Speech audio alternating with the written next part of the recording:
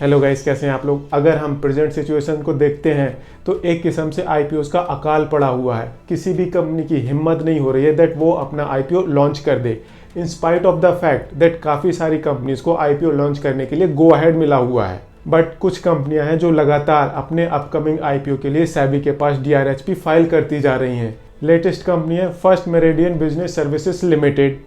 जानते हैं इस कंपनी के बारे में एंड इसके आने वाले आईपीओ के बारे में। बट आगे चलने से पहले आप इस वीडियो को लाइक शेयर जरूर करें एंड चैनल को सब्सक्राइब करें। First meridian business services limited, इस कंपनी का टोटल आईपीओ साइज ये 740 करोड़ रुपीस का होने वाला है। इसमें सिर्फ 50 करोड़ रुपीस का फ्रेश इशू कंपोनेंट होगा एंड 690 करोड़ रुपीस का ऑफर फॉर सेल होगा। दैट मीन्स कंपनी का ये आईपीओ लाने का मेन पर्पज है अपने जो एग्जिस्टिंग इन्वेस्टर्स हैं उनको एक अपॉर्चुनिटी देना ताकि वो अपने शेयर्स को मार्केट में बेच सकें। एंड साथ ही साथ कंपनी ने भी सोचा होगा लगे हाथ मैं भी बहती गंगा में हाथ धो लेती हूँ, तो उन्होंने अपना फ्रेश इशू कंपोनेंट डाल दिया 50 करोड़ रुपए का। ये कंपनी काफ़ी नई कंपनी है। 2018 में ये कंपनी इनकॉर्पोरेट हुई थी एंड आज की डेट में ये कंपनी इंडिया की टॉप 3 स्टाफिंग कंपनीज में से एक है बाय रेवेन्यू। अब ये कंपनी एक स्टाफिंग कंपनी है एंड अगर हम स्टाफिंग इंडस्ट्री को देखें तो ये एक काफ़ी फ्रेगमेंटेड इंडस्ट्री है। फ्रेगमेंटेड से मेरा मतलब है यहाँ पर आपको छोटी छोटी काफ़ी सारी कंपनियां मिल जाएंगी एंड यही रीज़न है that in spite of the fact that ये कंपनी इंडिया की 3rd लार्जेस्ट स्टाफिंग कंपनी है बाय रेवेन्यू, स्टिल इस कंपनी का टोटल मार्केट साइज ये अप्रोक्सीमेटली 14% का है। अपने बिजनेस सेगमेंट को इस कंपनी ने 3 कैटेगरीज में डिवाइड किया हुआ है: general staffing and allied services, global technology outsourcing and other HRA related services. And ये इस कंपनी का total segment wise revenue bifurcation है। ये कंपनी एक एमएनसी कंपनी है बिकॉज ये कंपनी इंडिया के अलावा इंडिया के बाहर भी ऑपरेट करती है एंड इंडिया के बाहर ये कंपनी ऑपरेट करती है US, UK, Malta and UAE में। हालांकि इस कंपनी की एक्सपोर्ट रेवेन्यू इंडिया से बाहर की रेवेन्यू वो काफ़ी नेग्लिजिबल है। करंट में इस कंपनी के अप्रोक्सीमेटली 1,27,000 एसोसिएट्स हैं एंड 1,261 क्लाइंट्स हैं एंड ये कुछ मेजर कंपनियां हैं जो इस कंपनी की क्लाइंट्स हैं। अगर हम बात करें इस कंपनी की हिस्ट्री की तो जैसा कि मैंने पहले ही बताया ये कंपनी काफ़ी नई कंपनी है। 2018 में ये कंपनी इनकॉर्पोरेट हुई थी एंड तब से लेकर अभी तक ये कंपनी काफ़ी छोटी छोटी कंपनीज को एक्वायर करती है एंड अपने अंदर इंटीग्रेट कर लेती है, जिससे इस कंपनी के नंबर ऑफ एसोसिएट्स इंक्रीज हो जाते हैं, नंबर ऑफ क्लाइंट्स इंक्रीज हो जाते हैं एंड ये कंपनी डाइवर्सिफाई भी हो जाती है।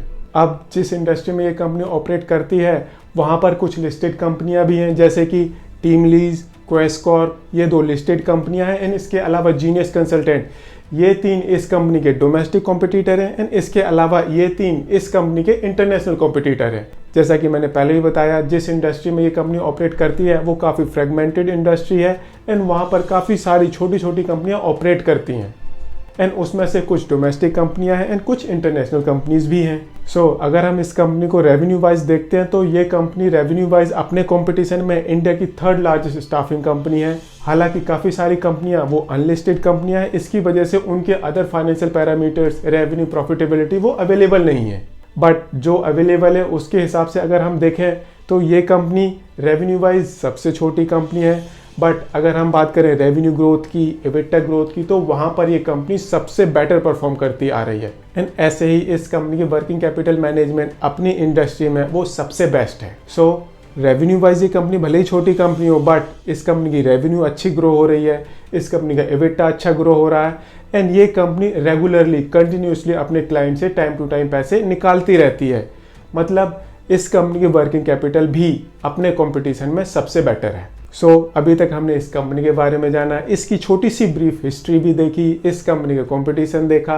अब देखते हैं इस कंपनी के फाइनेंशियल्स। अगर हम इस कंपनी की रेवेन्यू देखते हैं तो इस कंपनी की रेवेन्यू ये कंटिन्यूसली इंक्रीज होती जा रही है एंड ये नियरली 3,000 करोड़ के लेवल पर पहुंच गई है। इस कंपनी की टोटल रेवेन्यू ग्रोथ ये अप्रोक्सीमेटली 18% की है, ये काफ़ी बढ़िया माना जाता है। बट अगर हम इस कंपनी की प्रॉफिटेबिलिटी देखें तो रिसेंट में ही ये कंपनी प्रॉफिट में आई है। इस कंपनी की हिस्ट्री वो काफ़ी छोटी है।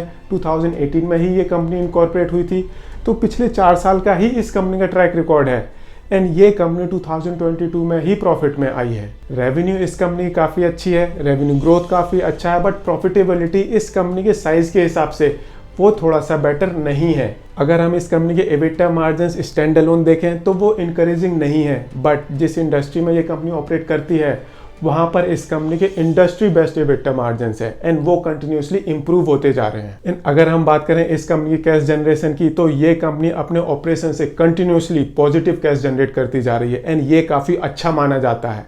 बिकॉज अगर कोई कंपनी अपने ऑपरेशन से पॉजिटिव कैश जनरेट करती जा रही है, दैट मीन्स सर्वाइवल वाइज उस कंपनी को कभी कोई प्रॉब्लम नहीं होने वाली। नई कंपनी है, ऑब्वियसली कंपनी को इंफ्रास्ट्रक्चर बिल्ड करना पड़ेगा, ऑफिसेस बनाने पड़ेंगे। इसी वजह से इस कंपनी की इन्वेस्टिंग एक्टिविटीज़ में कैश वो हमेशा अभी भी नेगेटिव ही है। इन कंपनी अपने ऑपरेशंस को, अपनी एक्सपेंशन को किस तरह से फाइनेंस करती है, ये इस कंपनी की फाइनेंसिंग कैश जनरेशन है। ये इस कंपनी का डेट लेवल है एंड अगर हम इस कंपनी के डेट लेवल को इस कंपनी की प्रॉफिटेबिलिटी के साथ कंपेयर करते हैं तो वो काफ़ी अच्छी पोजीशन पर है। सो अभी तक हमने इस कंपनी के बारे में जाना, ब्रीफ हिस्ट्री जानी, कंपनी के फाइनेंशियल्स देखे, कंपनी के कंपटीशन के बारे में जाना। अब जानते हैं कुछ ऐसे फैक्टर्स, अगर इस कंपनी का IPO आता है तो क्या आपको उस IPO को सब्सक्राइब करना चाहिए या फिर दूर खड़े होकर ऑब्जर्व करना चाहिए, बाद में अपना डिसीजन लेना चाहिए। इसमें सबसे पहला है इस कंपनी की इंडस्ट्री, जहां पर ये कंपनी ऑपरेट करती है। ये कंपनी एक स्टाफिंग कंपनी है एंड स्टाफिंग कंपनी का इंडिया तो छोड़ो वर्ल्ड वाइड काफ़ी पॉजिटिव आउटलुक है। अब इंडस्ट्री तो ग्रो करेगी, बट अगर हम इस कंपनी की परफॉर्मेंस देखते हैं इस कंपनी के कॉम्पिटिशन में, तो रेवेन्यू वाइज ये कंपनी भले ही छोटी कंपनी है, but revenue growth, EBITDA growth, profit margins वो इस कंपनी के अपने कॉम्पिटिशन में सबसे बेस्ट है। दैट मीन्स अगर आपको इस इंडस्ट्री में इन्वेस्टमेंट करनी है तो आप इस कंपनी को शायद इग्नोर नहीं कर पाओगे। तीसरा, आप इस कंपनी की फाइनेंशियल परफॉर्मेंस देखो, सेल्स कंटिन्यूसली इंक्रीज हो रही है, लॉस मेकिंग कंपनी से ये कंपनी प्रॉफिट मेकिंग कंपनी बन गई है, अपने ऑपरेशंस में कंटिन्यूसली पॉजिटिव कैश जनरेट करती जा रही है एंड अपने कंपटीशन में ये कंपनी सबसे बेस्ट परफॉर्म कर रही है।